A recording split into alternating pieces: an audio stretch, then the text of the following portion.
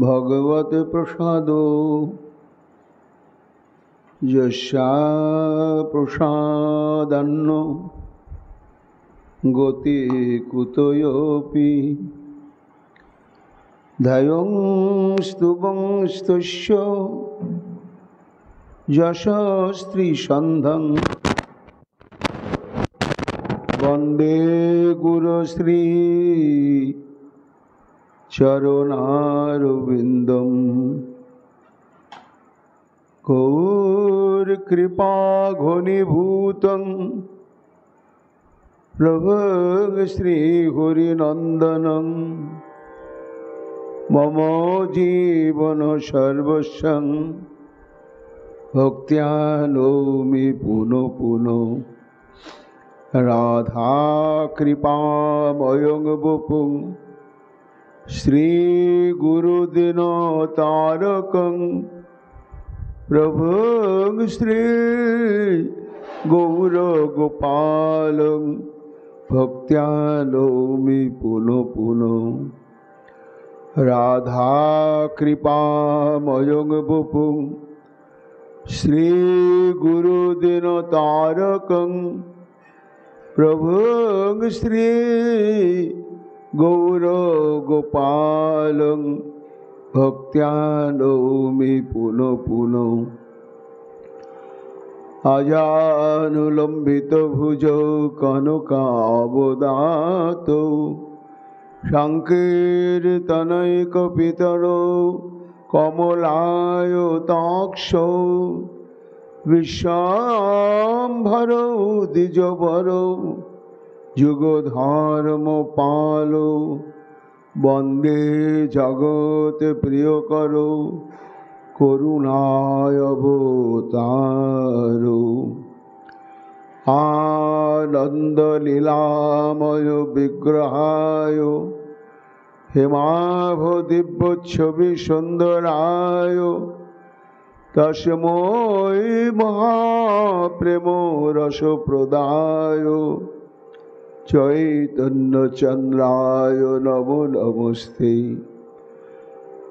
निरानन्दमिदं सर्वं प्रेमानन्दस्पदे कृतं येन तं सततं वन्दे नित्यानन्दं जगद्गुरुं श्रीअद्वैतनमस्तुभ्यं कलिजनकृपानिधे गौरप्रेमप्रदानाय श्रीसीतापतये नमो लादिर्स्वरूपाय गौराङ्गसुहृदाय च भक्तशक्तिप्रदानाय गदाधर नमस्तुते। प्रणमामि श्रीवासं तमाद्यं पण्डितं मुदा श्रीगौराङ्गकृपापात्रं कीर्तनानन्दमानसं गौरप्रेमप्रदावैव सर्वत्र समदर्शिने नारायणसुताय च श्रीमन्नरहरये नमो। वराभिरामं मृगमदतिलकं कुण्डलाक्रान्तगण्डं कन्याक्षं कुम्भकण्ठं स्मेतसुभगमुखं साधरन्यस्तवेणुं श्यामं शान्तं त्रिभङ्गं रविकरो वसनभूषितं वैजयन्त्यां वन्दे वृन्दावनस्थयुवतिशतवृतं ब्रह्मगोपालवेशं। नमो नलिननेत्राय वेणुवाद्यविनोदिने राधाधर सुधापानं शालिने वनमालिने। हे कृष्ण करुणा सिंधु दीनबंधु जगतपते গোপেশ গোপিকাকান্ত রাধাকান্ত নমস্তুতে। মুখং করোতি বাচালং পঙ্গুং লঙ্ঘয়তে গিরিম যৎকৃপাতমহং বন্দে পরমানন্দমাধবম। তপ্ত কাঞ্চন গৌরাঙ্গী রাধে বৃন্দাবনেশ্বরী বৃষভানুসুতে দেবী তাং নমামি হরিপ্রিয়ে। মহাভাব স্বরূপাতং কৃষ্ণ প্রিয়া বুরিয়সী প্রেমী প্রদে দেবী রাধিকা তং নমাম্যহম। বন্দে নন্দব্রজ স্ত্রীণাং পাদরেণুমভিঘ্নস यशाং হরি কথোদ্গীতং পুনাতি ভুবনত্রয়ম। চতুর্বদন ব্রহ্মাদিবাহুর পরো হরি অভালোচন শম্ভুর ভগবান বদরায়ণী। यं प्रभजन्तमनुपेतमपेतकृत्यं दैपायन विरह कातर आजुहावो। पुत्रिति तन्मयातयतरवयोभिनेदुस्तं सर्वोतहृदयो मुनिमानतोऽस्मि। तमादिदेवं करुणानिधानं तमालवदनं सुहितावतारम् अपारो संसारो समुद्रसेतुं भजामहे श्रीभागवत स्वरूपं। वंशाकल्पतरुभ्यश्च कृपासिन्धुभ्यैव च पतितानां पावनेभ्यो वैष्णवेभ्यो नमो नमो। जय रूप सनातन भट्ट रघुनाथ श्रीजीव गोपाल भट्ट दास रघुनाथ। भक्ति भरे बंदी छय गोसाइर चरण जा हईते विघ्न नाशे अभीष्ट पूरण। जय गौर भक्तवृंद गौर जादेर प्राण सबे मिले देह मोरे निताय गौर भक्ति दान। निताय गौर हरि बोल निताय गौर हरि बोल निताय गौर हरि बोल। जय जय निताय गौर हरि हरि बोल। हा वृंदावनेश्वरी हा वृंदावनेश्वरी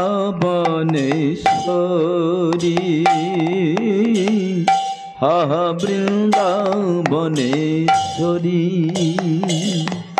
তোমার চরণে নুপুরের ধ্বনি শুনিব কি শ্রুতে ভরি। তোমার চরণে নুপুরের ধ্বনি শুনিব কি শ্রুতি ভরি।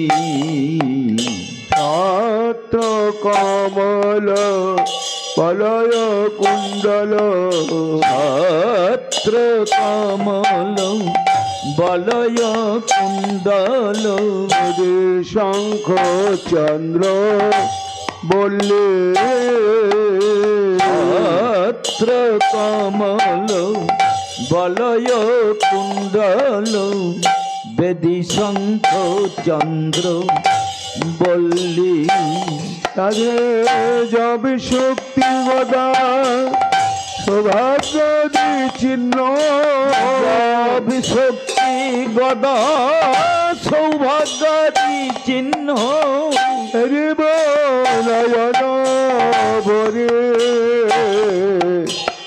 হরিব নয়ন ভরে রাধে জব শক্তি গদা সৌভাগ্য চিহ্ন হেরিব নয়ন ভরি হেরিব নয়ন ভরি চরণ সৌগন্ধ আজ্ঞান করিয়া হইব কি অনুমত তোমার চরণ সৌগন্ধ আঘ্রাণ করিয়া হইব কি মত রাধে যুগল চরণ হৃদয়ে ধরিয়া তোমার যুগল চরণ হৃদয়ে ধরিয়া আমি জুড়াব তাপিত চিত জুড়াব তাপিত চিত ওই যুগল চরণ হৃদয়ে ধরিয়া জুড়াব তাপিত চিত জুড়াব তাপিত চিত আবার সুগন্ধে চলিলে অরুণ চরণ গন্ধি সলিলে অরুণ চরণ কমল ধোয়াব ধীরে গন্ধি সলিলে অরুণ চরণ কমল ধোয়াব ধীরে আমি সে চরণামৃত পান করি কবে চরণামৃত পান করি কবে আমি ভাসিব আনন্দ নিরে ভাসিব আনন্দ নিরে রাধে চরণামৃত পান করি কবে ভাসিব আনন্দ নিরে ভাসিব আনন্দ নিরে রাধে রাধে বলে তোয়ালামা বলে রাধে রাধে বলি তোয়া নামা বলি গাইব উচ্চ স্বরে রাধে রাধে বলি তোয়া নামা বলি গাইব জয় ঈশ্বরে রাধে নামের সহিতে তোমার পরাণ রাধে নামের সহিত এমর পরাণ যাবে যাবে তোমা পদ তলে যাবে তোমা পদ তলে রাধে নামের সহিত এমর পরাণ যাবে তো পদ তলে যাবে তো পদ তলে আবার শৈলেন্দ্র মুকুট মুনি গোবর্ধন লেন্দ্র মুকুট মণি গোবরে ধনু ঘটেতে নিবাস করি রাধে শৈলেন্দ্র মুকুট মণি গোবরে ধনু তটেতে নিবাস করি রাধে কৃষ্ণ দাসে নিবেদন করে ওই কৃষ্ণ দাস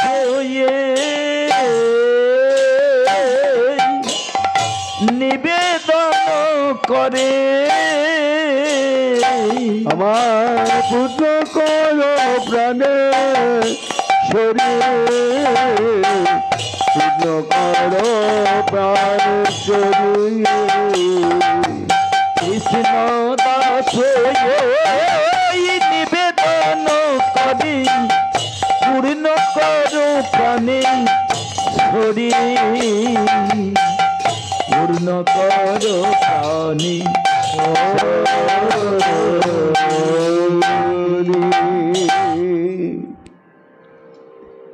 জয় শ্রী রাধে রাধে শ্রী শুকুবাচ অপ্যেণ পুত্তুপগত প্রিয় এহ গাত্রয়ী স্তন্নদৃশাং সখীষু নিবৃত্তিম মচ্যুতো বা কান্তাঙ্গ সঙ্গকুচ কুমকুম রঞ্জিতায়া কুন্দশ্রয় কুলপতিরিহ বাতি গন্ধ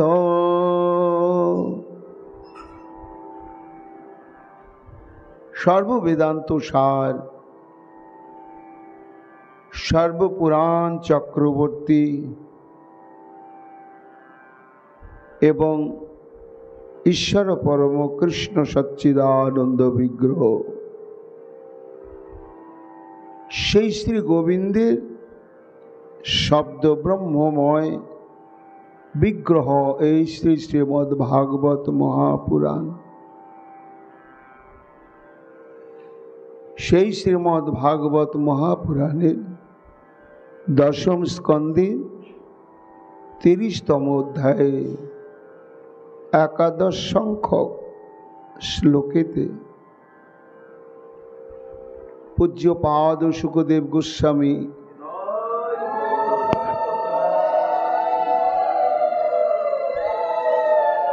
তাঁর সম্মুখে উপবিষ্ট সপ্তাহকাল মধ্যে নিশ্চিত মৃত্যু ব্রহ্ম শাপগ্রস্ত মহারাজ পরীক্ষিত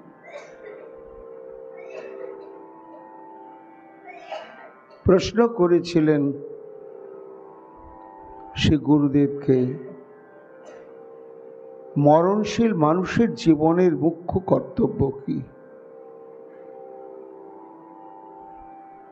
বেঁচে থাকার জন্য কর্ম করতে হবে, কিন্তু বাঁচার প্রয়োজনটা কি? নিজেকে কেন বাঁচিয়ে রাখার এত প্রয়োজনীয়তা? কেবল কি ভোগের জন্য? এই ভোগের সংসারে দেখে শুনে নিয়ে করে খেয়ে যত প্রকার ভোগের সম্ভাবনা, সে ভোগ করাতেই কি জীবনের সার্থকতা? বলে না, তা তো নয়। কেন? মানুষের ভোগ ক্ষমতা অনিশ্চিত। কখন কোন মুহূর্তে ভোগের ক্ষমতাটা হারিয়ে যাবে কেউ বলতে পারবো না, একেবারে অনিশ্চিত। তো অনিশ্চিত ভোগ ক্ষমতা, সীমিত ভোগ ক্ষমতাকে নিয়ে দ্বিতীয় অনর্থ হচ্ছে ভোগ্য বস্তু দুর্লভ, সবসময় সুলভ নয়। তাহলে অনিশ্চিত ভোগ ক্ষমতা এবং প্রাপ্ত বিষয়ে অনিশ্চিত সম্ভাবনাময় ভোগের দ্রব্য, এর মধ্যে আমরা যদি ভোগের দ্বারা জীবনকে সার্থক করার স্বপ্ন দেখতে থাকি তাহলে ভুল হবে। তাহলে নিশ্চয় এই দেহ প্রাপ্তির 84 লক্ষ প্রকার জীবস্বরূপের মধ্যে সর্বোৎকৃষ্ট হচ্ছে মানব জন্ম। এই মানব জন্ম প্রাপ্তির তাহলে কি কোনো একটি মহান উদ্দেশ্য রয়েছে? এই হচ্ছে জীবন জিজ্ঞাসা। জন্মের পরে যদি গড্ডালিকা প্রবাহে আহার নিদ্রা ভয় মৈথুনের স্রোতে ভাসতে ভাসতে চললাম, জিজ্ঞাসা জাগলো না জীবনের উদ্দেশ্য কি? তাহলে পশুর জীবন আর মানুষের জীবনের মধ্যে ভেদ থাকলো না। তাই সেই জিজ্ঞাসা কি, সেটি জগৎ সম্মুখে শ্রীমদ্ ভাগবত ঘোষণা করলেন মহারাজ পরীক্ষিতের মুখে। গুরুদেব, মরণশীল মানুষের মুখ্য কর্তব্য কি? কৃপা করে বলুন। তার উত্তরে কি বললেন সুকমণি? বলে, মহারাজ কোনো কর্তব্য নাই, শুধু 3টি কর্তব্য সাধনের জন্য আমাদের নিজেকে বাঁচিয়ে রাখবার চেষ্টা করতে হবে। তস্মাৎ ভারত সর্বাত্মা ভগবান ঈশ্বর হরি শ্রোতব্য কীর্তিতব্য সমর্তব্যস্যেতা ভয়ম। মৃত্যু ভয়ে ভীত সন্ত্রস্ত মরণশীল মানুষের মুখ্য কর্তব্যই হচ্ছেন যিনি ঈশ্বর স্বরূপ, ভগবৎ স্বরূপ, শ্রী হরি স্বরূপ এবং পরমাত্মা স্বরূপ, সেই ভগবান শ্রীকৃষ্ণের যে চতুর্বিধা মাধুর্য রয়েছে, লীলা মাধুর্য, বেণু মাধুর্য, প্রেম মাধুর্য আর বেণু মাধুর্য, এই চতুর্বিধা মাধুর্য সমন্বিত অমৃতময় কথা শ্রবণের জন্য, কীর্তনের জন্য এবং সর্বশেষ মহারাজ পরীক্ষিত স্মরণ বা চিন্তনের জন্যই আমাদেরকে বেঁচে থাকতে হবে আর শরীরটাকে বাঁচিয়ে রাখার চেষ্টা করতে হবে। তখন সুখদেব গোস্বামী পাদের এই কথা শুনে মহারাজ পরীক্ষিত একেবারে কৃত সংকল্প হলেন। কেমন কৃত সংকল্প হলেন না, আহার নিদ্রা মলমূত্র ত্যাগ ইত্যাদি দৈহিক ধর্ম সমস্ত কিছু বর্জন করলেন, করে নিরবচ্ছিন্ন ভাবে শ্রবণ করতে শুরু করলেন। আহা, যেন মণিকাঞ্চনের যোগ। সুকমণিও এমন শ্রোতা খুঁজে পাচ্ছিলেন না যার শ্রবণে কখনো পেট ভরবে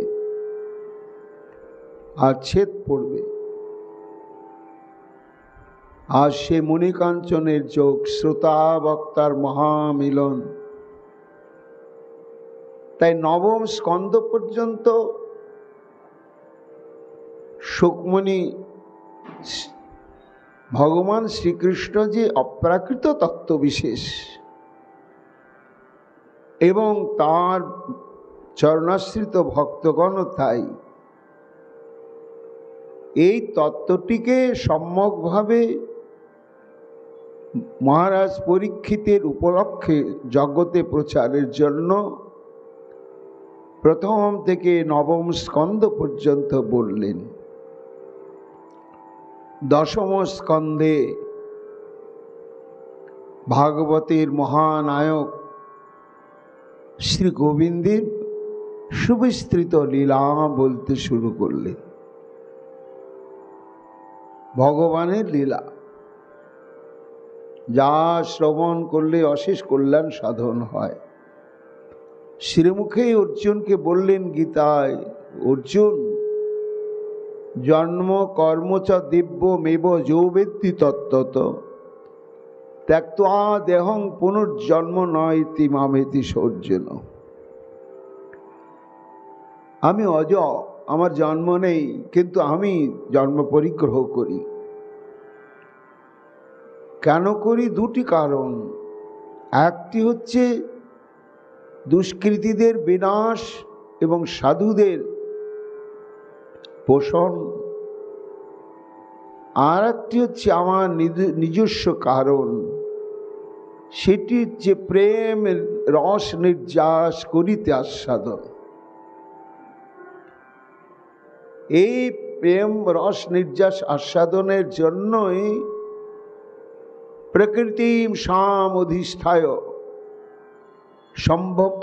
সম্ভব আমি আত্মমায়া। প্রকৃতিকে আশ্রয় করে অর্জুন আমি জন্ম পরিগ্রহ করি। তা আমার এই অত্যাদ্ভুত লীলা, কেমন লীলা যে লীলার কথা শ্রবণ করতে করতে আমিও পাগল হয়ে যাই, দেহস্মৃতি হারিয়ে ফেলি। আমার লীলা কথা আমাকে এইভাবে অবশ বিবশ করে দেয়। তা এই লীলা কথা যারা, এটা ভগবানের লীলা কথা, এই বিশ্বাস নিয়ে শ্রবণ করবেন এবং অনুশীলন করবেন, চিন্তন করবেন, ত্যক্ত্বা দেহং, দেহত্যাগের পরে পুনর্জন্ম তাদের হবে না। অর্জুন বলছে, এটাই তো কেমন হলো সখা, এক মুখে তুমি দুরকম সিদ্ধান্ত বলছো, কোনটা ছাড়বো কোনটা গ্রহণ করব। কেন না, তুমি এক জায়গায় বললে জাতস্য হি ধ্রুব মৃত্যু ধ্রুবক জন্ম বিতস্য,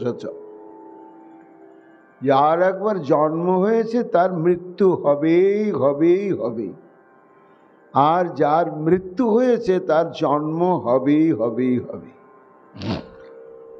এই যে তুমি বলেছো ওটা বিশ্বাস করেছি। এখন বলছো যে তোমার লীলা কথা যারা অপ্রাকৃত বুদ্ধি নিয়ে বা ভগবত বুদ্ধি নিয়ে শ্রবণ কীর্তন করবে তাদের আর পুনর্জন্মই হবে না।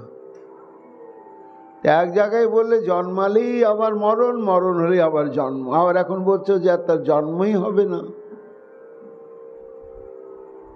তখন শ্রীকৃষ্ণ বলেন, হ্যাঁ বলেছি, মাঝে একটি সিদ্ধান্ত আছে অর্জুন। যারা জড়জাগতিক কর্ম করতে করতে মৃত্যুবরণ করছে তাদের আবার জন্ম অবশ্যম্ভাবী, সুনিশ্চিত। এইভাবেই যতদিন পর্যন্ত কর্মবন্ধন খণ্ডন না হবে, আমাতে ভাগবত বুদ্ধি না জাগবে, আমাতে শরণাগত না হবে, ততদিন পর্যন্ত জন্ম মৃত্যু মৃত্যু জন্ম চলতেই থাকবে। কিন্তু সাধুসঙ্গ করতে করতে যখন আমাতে শ্রদ্ধা, তারপরে মমত্ববোধ এসে যাবে, তখন আমার লীলাকথা শ্রবণের পরে তার মৃত্যু হবে না। কেন হবে না জানো? না, এই ধরাধামে তার জন্ম হবে না। মৃত্যু হবে কিন্তু জন্ম হবে না। কোথায় জন্ম হবে? মাম এতি, অর্থাৎ আমার যে নিত্য শাশ্বত চিদানন্দময় ধাম, যা মহাপ্রলয় তো কখনো ধ্বংসপ্রাপ্ত হয় না, সেই ধামেতেই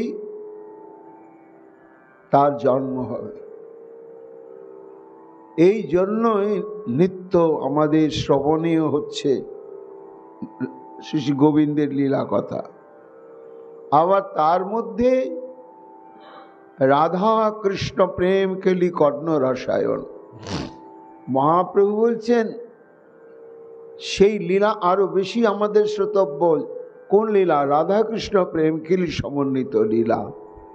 সেই লীলাটা কোন লীলা? সেটাই হচ্ছে সর্বলীলা মুকুটমণি মহারাজ লীলা। তাই একাগ্র চিত্তে শ্রবণ করেই চলেছেন। সুকমণি বলছেন, মহারাজ ওই দেখো কৃষ্ণহারা গোপিকা বৃন্দ উন্মাদিনী হয়ে গভীর রজনীতে সুবিস্তৃত যমুনা পুলিন বনে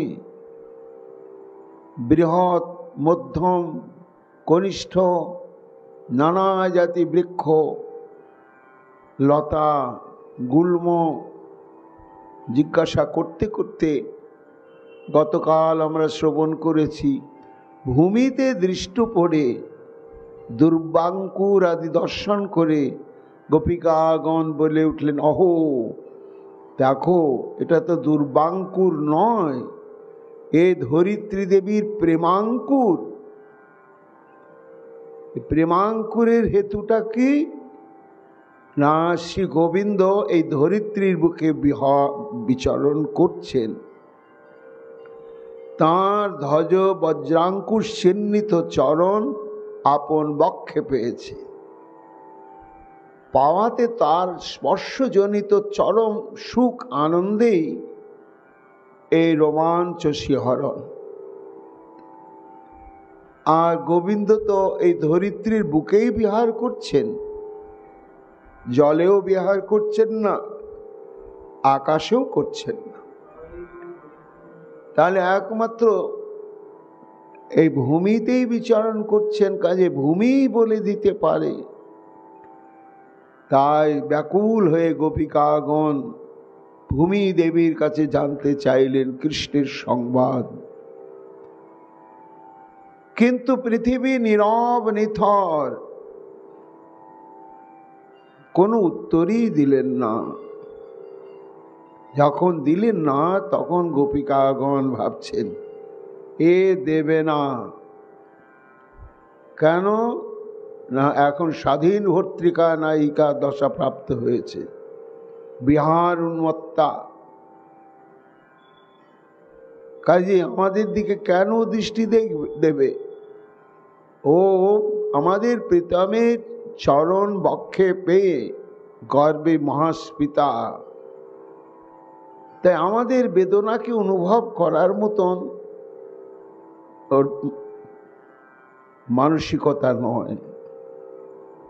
চলো আমরা একটু এগিয়ে যাই, দেখি অনুসন্ধান পাওয়া যায় কিনা। সুকমণি বলছেন, মহারাজ এই বলে সেই কৃষ্ণহারা গোপিকাগণ অগ্রসর হতে হতে দেখতে পেলেন সমস্ত হরিণীগণকে, এবং অদ্ভুত তাদের নয়ন ভঙ্গিমা। অপ্যেন পত্নোপগত প্রিয় এহ গাত্রৈ স্তন্নদৃশাং শোকীষু নিবৃত্তিমচ্যুতব কান্তাঙ্গ সঙ্গ কুচ কুমকুম রঞ্জিতায়া কুন্দস্রজ কুলপতেরিহ বাতিগন্ধ। সখী হরিণী, হরিণ পত্নী, আহা তোমাদের নয়ন আমরা অনেকবার দেখেছি, দেখা দেখি হয়েছে, কিন্তু এখন যে তোমাদের নয়ন মাধুর্য, নয়ন শোভা তুলনা হয় না। এত নয়নের শোভা হলো কি করে? না, সমস্ত শোভার যিনি উৎস, অনন্ত কোটি ব্রহ্মাণ্ডের যত শোভা যত সৌন্দর্য,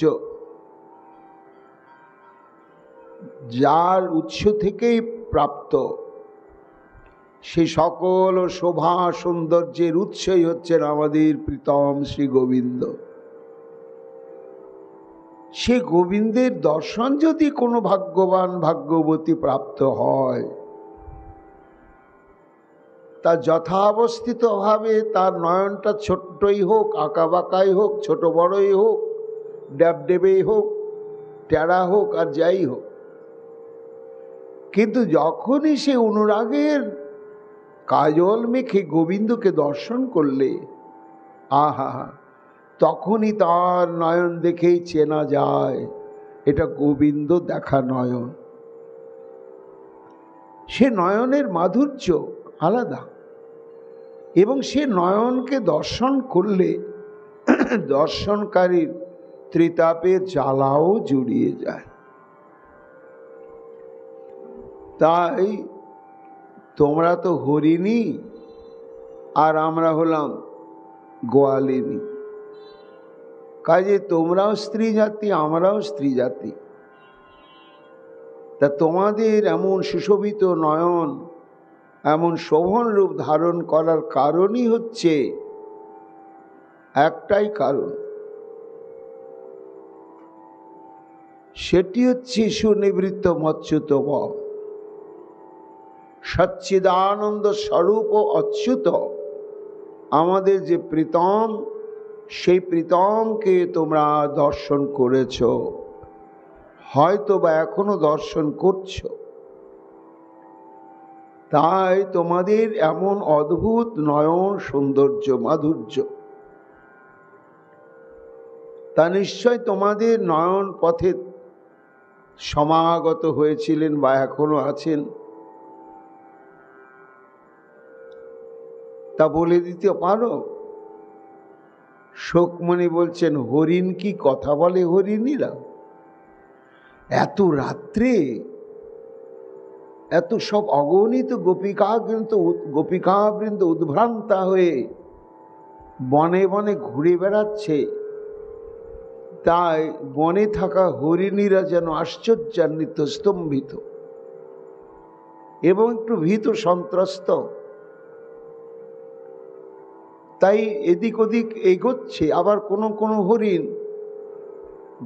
মুখে কিছু বলতে পারছে না, ফ্যাল ফ্যাল করে তাকিয়ে বলছে, কার কথা তোমরা বলছো? কে, কাকে দর্শন করেছি আমরা?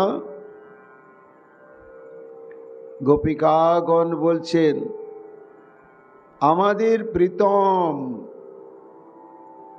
একা নয়, প্রিয় এহ গাত্র স্তনন দৃশা। শুকমুনি বলছেন, মহারাজ পরীক্ষিত, এই যে হরিণীগণকে যে গোপিকাগণ জিজ্ঞাসা করছেন, এই গোপিকাগণের পরিচয় হচ্ছে ললিতা, বিশাখা এবং তাদের যুথে অনুগতা সখীবৃন্দ। কেন না, এরা তোমাকে আমি প্রথম শ্লোকেই বলেছি মহারাজ, যে শ্রীকৃষ্ণ অন্তর্ধান করেছেন অন্তর্হিতে ভগবতী, অর্থাৎ একান্তর ধ্যান করেন নাই, রাধারানীকে নিয়েই করেছেন। এটি অনুভব করতে পারলেন কারা? একমাত্র রাধারানীর যারা সখীগণ, তারাই বুঝলেন যে আমাদের রাধারানীকে নিয়েই গোবিন্দ অন্তর্ধান করেছেন।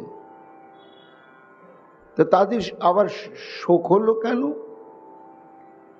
না, এই যে তারা অন্যান্য গোপীরা কৃষ্ণ বিরহে তারা উন্মাদিনী, আর রাধারানীর যুথের সখী বৃন্দগণ এরা যুগল অদর্শনের বিরহে উন্মাদিনী। হায় হায়, আমাদের প্রিয়া প্রীতমকে আমরা দর্শন পাচ্ছি না, সেবা করতে পারছি না, কোথায় কোথায়। হরিণীরা যেন তাকে চোখটা একটু নাড়ালে, বলে, বুঝতে পারছি না গোপীগণ তোমরা কি বলতে চাইছো। না, বলতে চাইছি যে এইখানে আমাদের প্রাণবল্লভ অচ্যুত তার প্রিয়াকে নিয়ে এখানে বিহার করেছেন, সেটা আমরা অনুভব করছি। কি করে অনুমান? এটা তো অনুমানও হতে পারে না, গন্ধ পাচ্ছি আমরা। কুন্দস্রজ বাতি গন্ধ, অর্থাৎ জানো হরিণীগণ, আমাদের প্রীতমের গলায় সদ্য প্রস্ফুটিত কুন্দমালা, আর যে প্রিয়াকে নিয়ে অন্তর্ধান করেছেন তার বক্ষে ছিল কুমকুম। এইখানে পরস্পর নির্জন স্থান পেয়ে তারা নিবিড়ভাবে মিলিত হয়েছিল, আর নিবিড়ভাবে মিলিত হওয়াতে প্রীতমের যে কুন্দমালাটি, সেটি প্রিয়াজির বক্ষের কুমকুম সংলগ্ন হয়েছে, হয়ে একটা অদ্ভুত গন্ধ বিস্তার করেছে। গন্ধে স্পষ্ট বোঝা যাচ্ছে যে কুমকুমের গন্ধের সঙ্গে কুন্দ ফুলের গন্ধ মিশ্রিত হয়ে আছে। এতেই প্রমাণিত হয় যে কান্তা শিরোমণি আমাদের ঈশ্বরী রাধারানীকে নিয়ে তোমরা যে বনে অবস্থান করছো, হে হরিণী বৃন্দব, হরিণ পত্নীগণ, এইখানে প্রিয়াপ্রীতম বিহার করেছেন। দেখিয়ে দাও, একটু বলে দাও। হরিণ মানুষের ভাষা বুঝবে কি?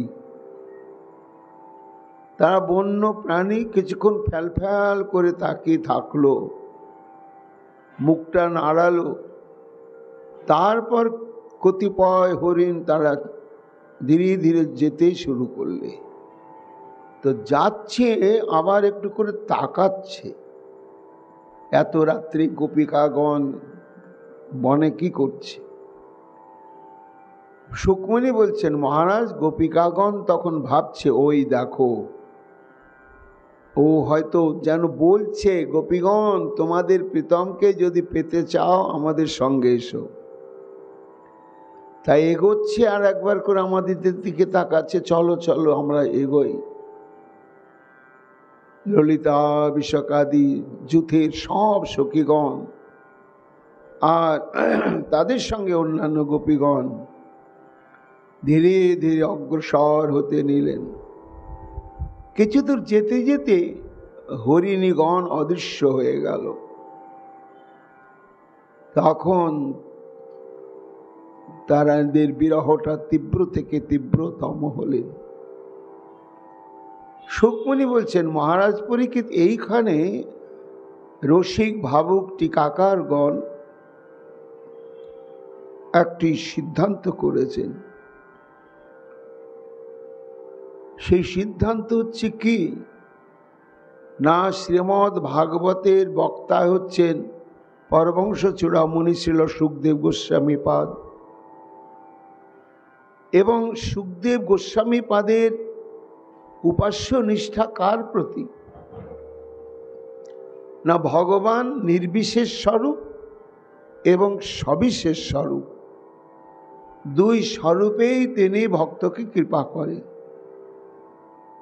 তা সুকমণি নির্বিশেষ স্বরূপ নয়, ভগবানের সবিশেষ স্বরূপেতেই উপাস্য বুদ্ধি বলে। স্বরূপ, সবিশেষ স্বরূপ তো অনেক, নৃসিংহ, বামন, কূর্ম, বরাহ, নারায়ণ, রামচন্দ্র, অনেক অনন্ত মূর্তি।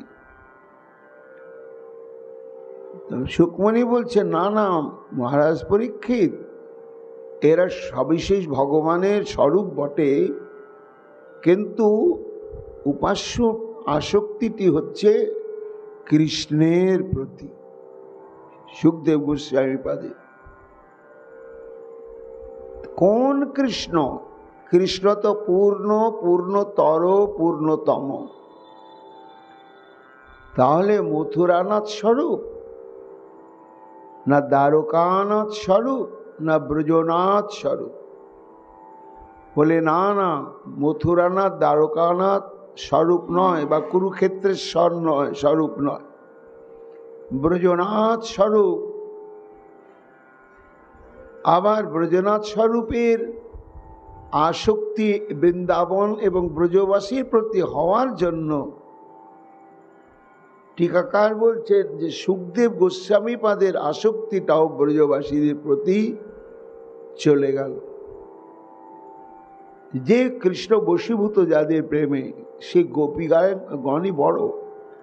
আবার ব্রজবাসীর মধ্যে সুকমণির আসক্তি হচ্ছে গোপিকাগণের প্রতি।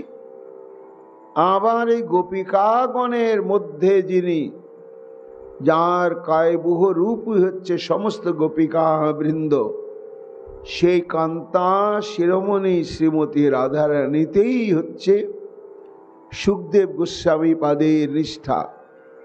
ব্রজ পরিকর মধ্যে ধন্যতম রাধা, যাহাতে সুখের মন রয় সদা বাঁধা।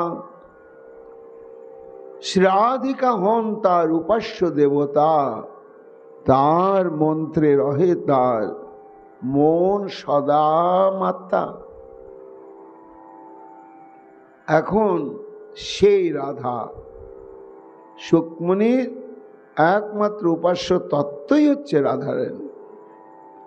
তা তিনি ভাগবতী কথা বলছেন, কিন্তু রাধারানীর কথা বলা যাচ্ছে না। ভেতরটা আকুপাকু ছটফট করছেন। বলিতে শ্রী রাধার নাম প্রকাশ করিয়া, ইষ্ট জ্ঞানে নাহি পারেন যায় যে থামিয়া।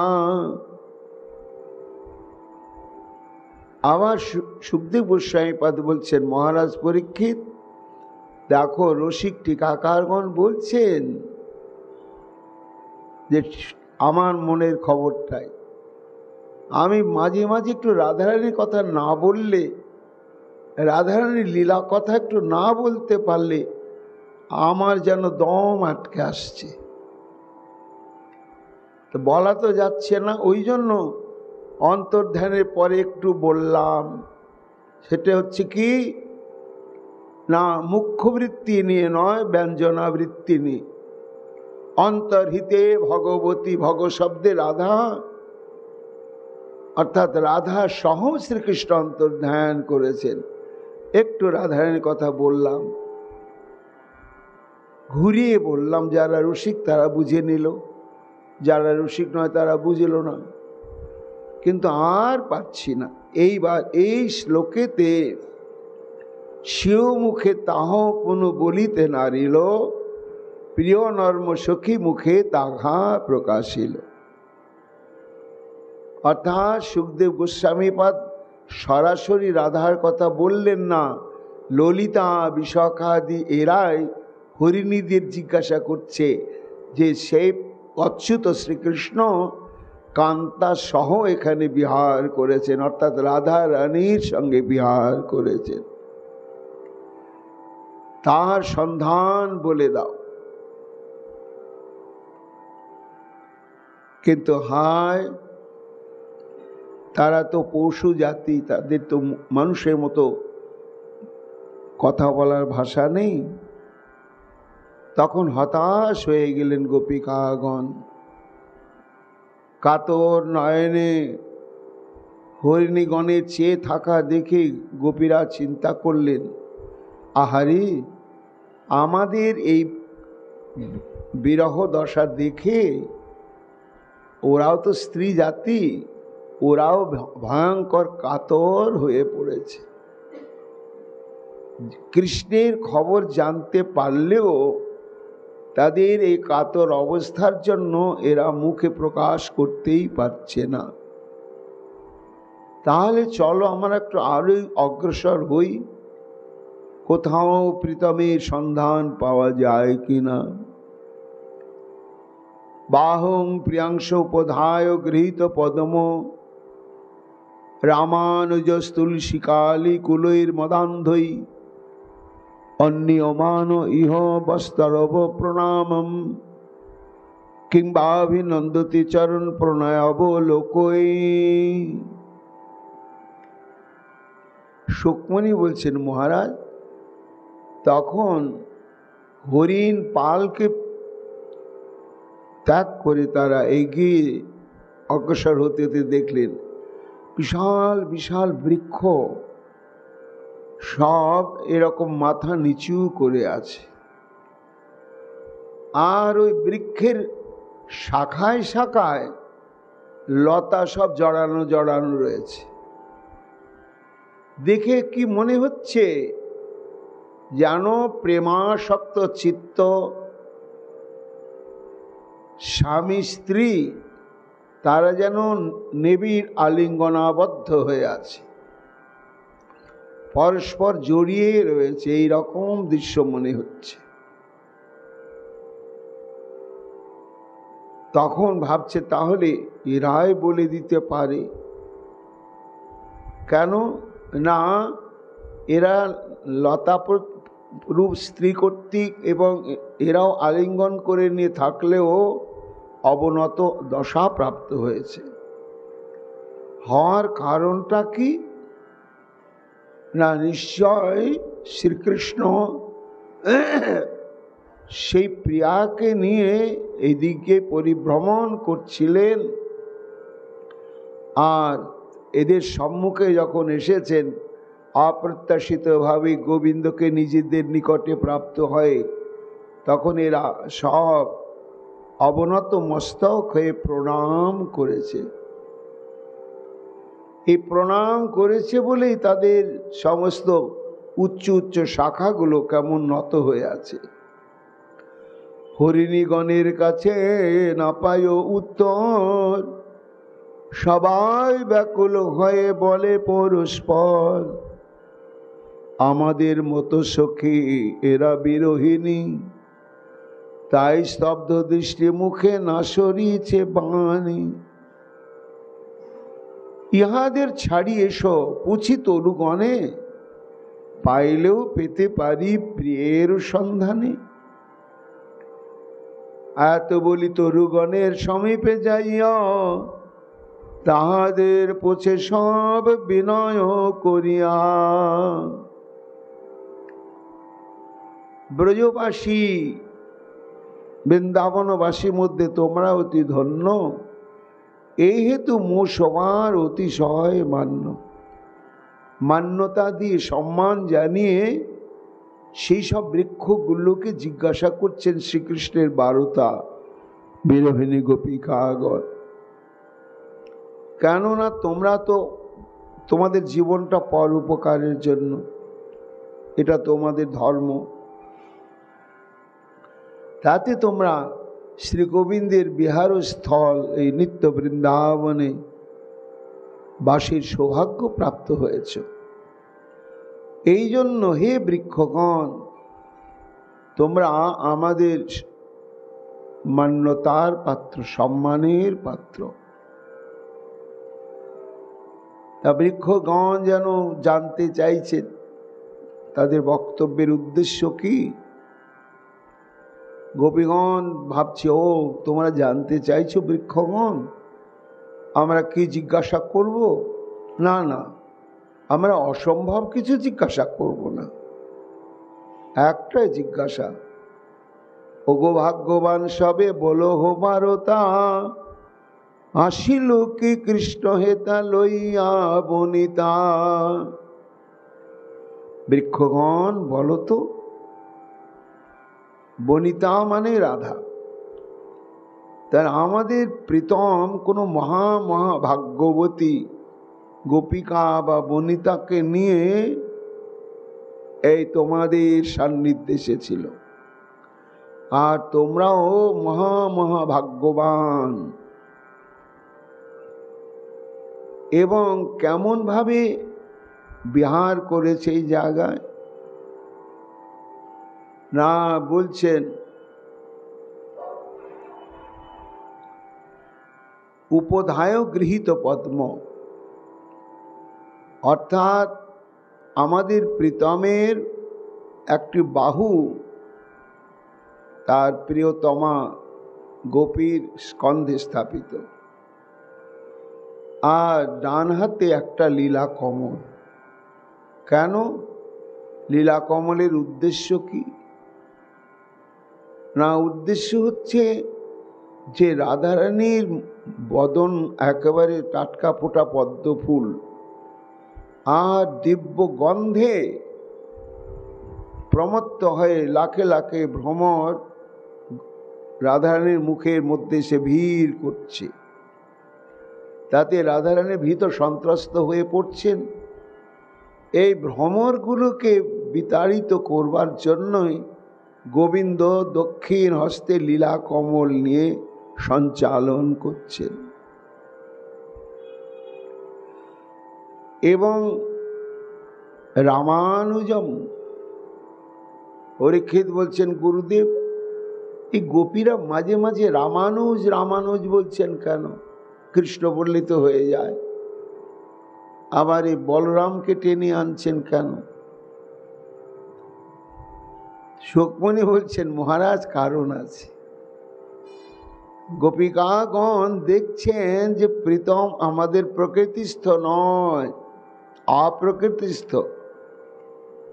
এই অপ্রকৃতিস্থ ভাবেই তার ব্যবহার প্রকাশ পাচ্ছে, এটা বলার জন্যই ওই রামানুজ শব্দটি ব্যবহার করলেন। কেন না, বলরাম সবসময় বারুণী পানে মাতাল হয়েই থাকে।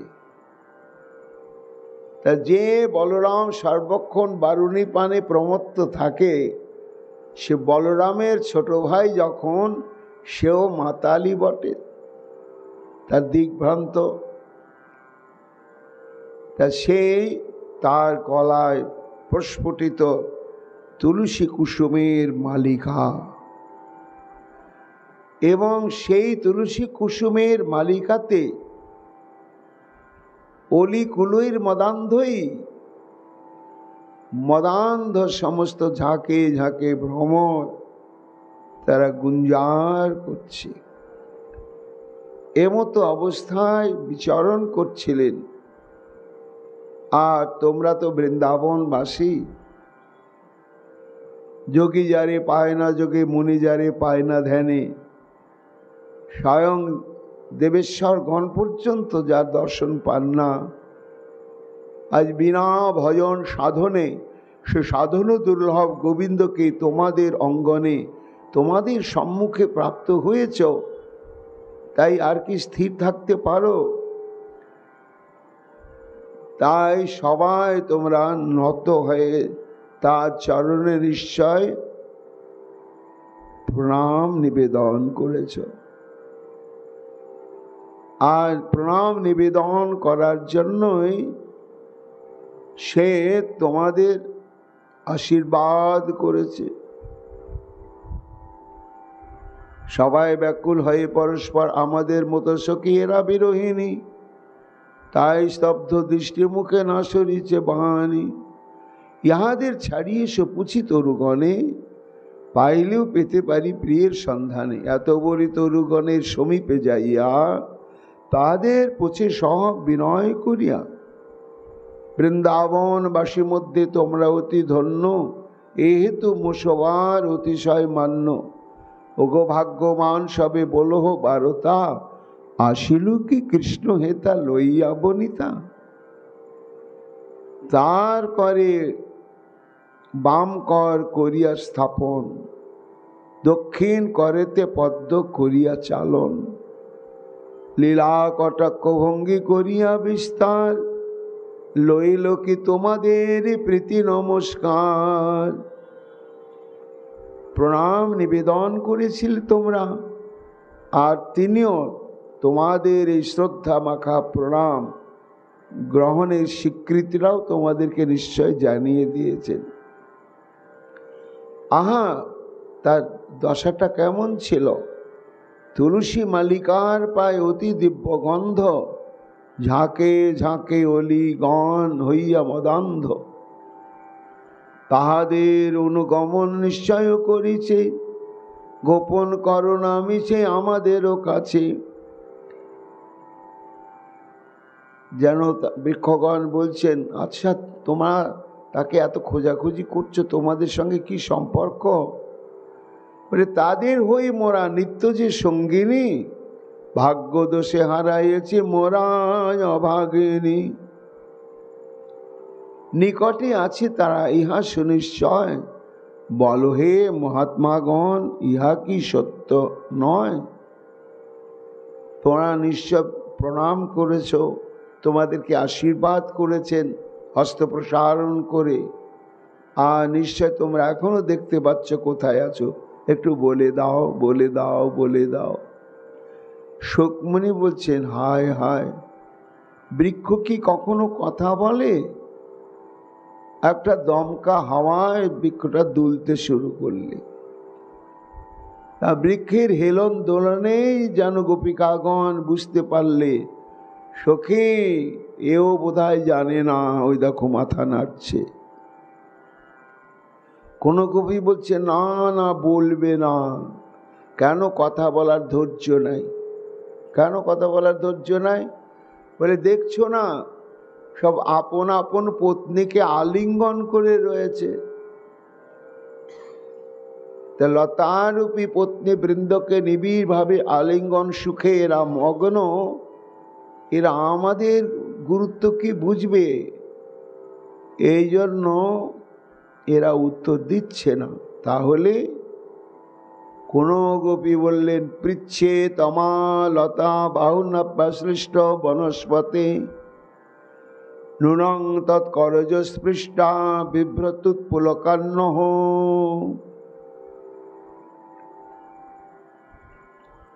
বলে দেখো, এরা তো আপন আপন সহধর্মিণীকে নিয়ে আলিঙ্গনাবদ্ধ অবস্থায়, আর আমরা পরস্ত্রী, কাজে নিজের স্ত্রীকে বক্ষে আলিঙ্গন করে পরস্ত্রীর সঙ্গে কথা বলবে কেন?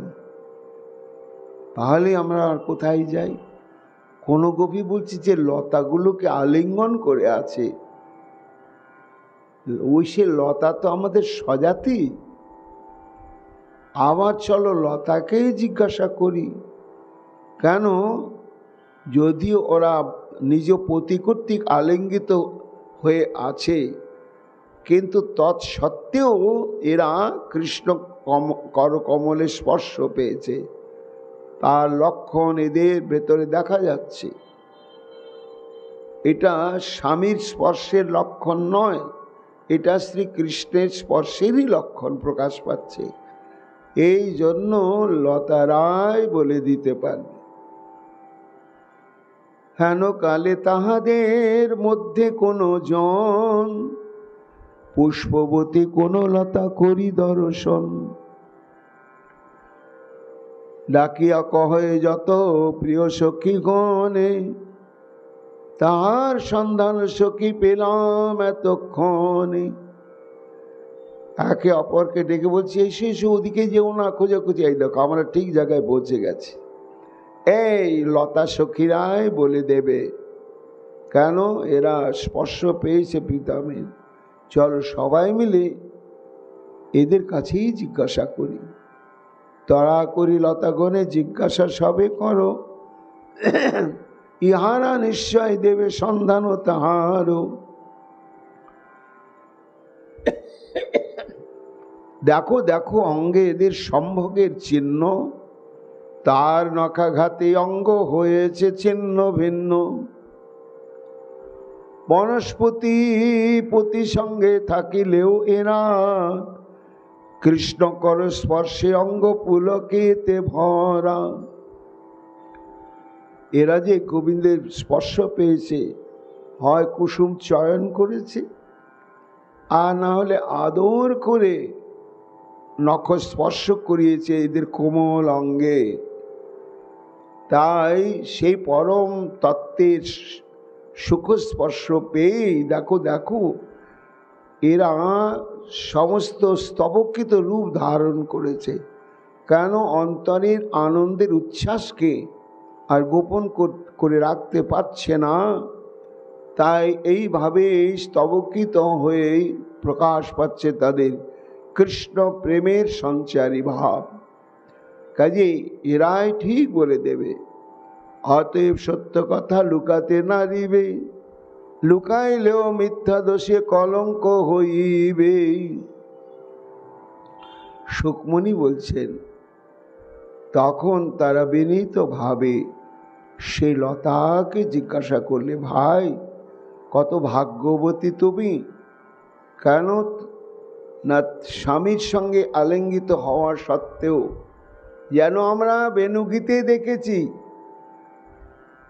যে প্রীতম যখন মুরলী বাদন করতেন গোষ্ঠে, তখন বিমানচারী সব দেবকন্যাগণ স্বামীর সঙ্গে বিহার করছেন গগনে, আর গোবিন্দকে দর্শন করে আর গোবিন্দের বংশীধ্বনি শ্রবণ করে তারা গোবিন্দের প্রতি এমন কামবিবশা হয়ে গেলেন যে নিজের নিজের স্বামীর সামনেই তাদের বস্ত্রাদি স্খলিত হতে শুরু করলে, তারা অবশ বিবশ হয়ে গেল।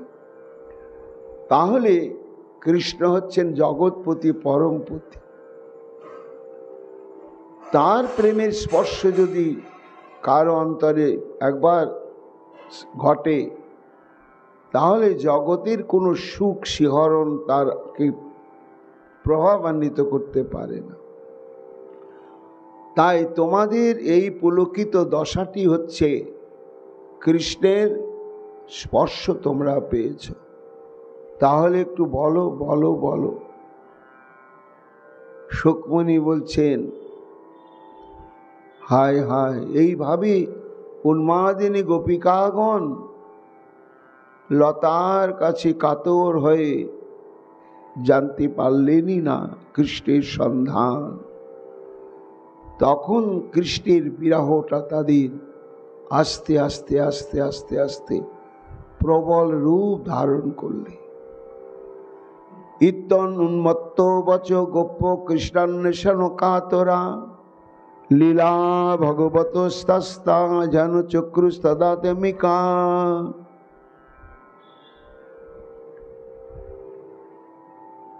শুকমুনি বলছেন, মহারাজ এই মতো গোপীগণ উন্মাদিনী পারা কৃষ্ণ অন্বেষণে সব হইলা কাতরা। সন্ধান পাচ্ছেন না, উৎকণ্ঠা বাড়তে বাড়তে একেবারে সীমা পার হয়ে গেল। চলিতে না পারে আর অবশ হইল অঙ্গ, বাড়িল বিরহ অধিক স্মরিয়া ত্রিভঙ্গ।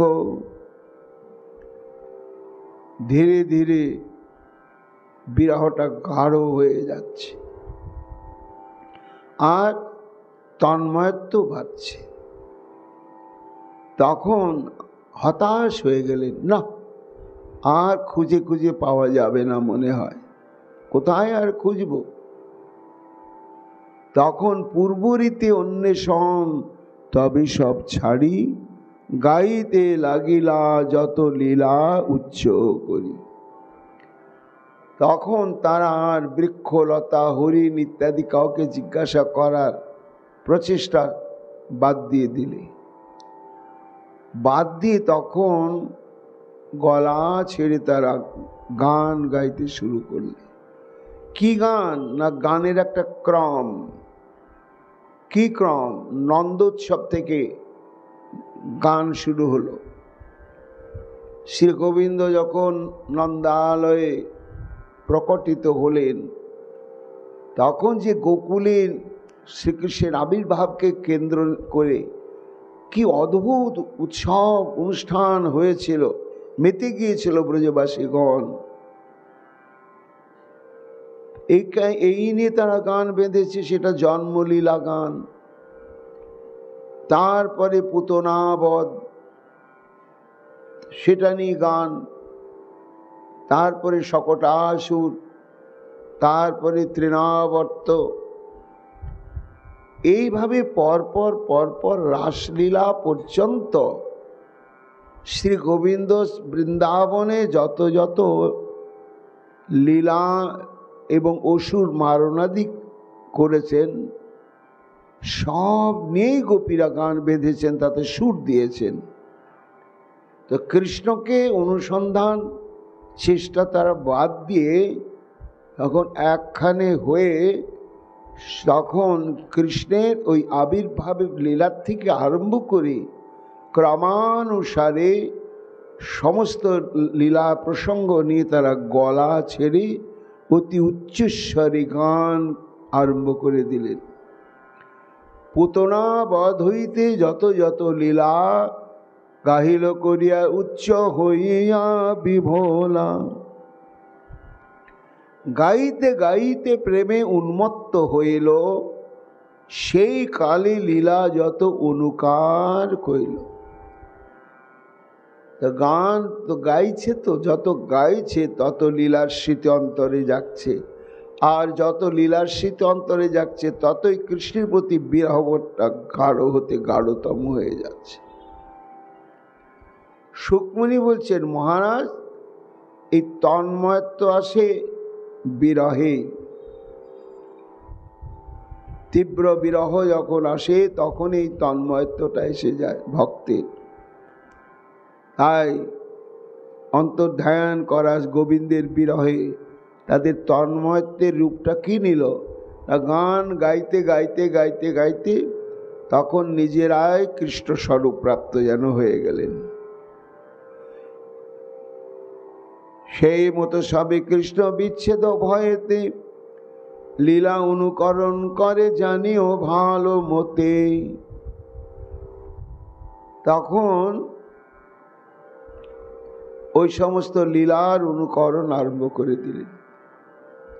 পুতনা বধ লীলা গাইতে গাইতে গাইতে গাইতে যখন তন্ময়ত্ব দশা এসে গেল, তখন কেউ ভাবছে আমি পুতনা, আর কেউ ভাবছেন আমি কৃষ্ণ। যেভাবে পুতনার সঙ্গে কৃষ্ণের পুতনা উদ্ধার লীলাটা সমাধা হয়েছিল, তা কোনো গোপীর মধ্যে পুতনার তন্ময়ত্ব এসে গেল, তখন সে নিজেকে পুতনা মনে করছে, আর কোনো গোপীর মধ্যে কৃষ্ণের আবেশ, তখন সে কৃষ্ণ মনে করছে।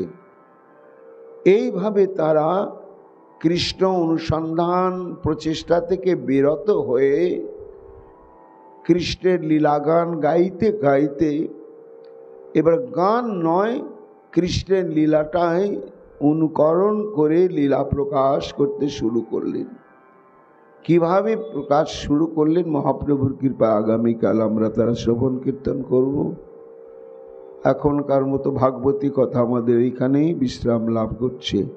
নিতাই গৌর হরি বল, গৌর হরি বল।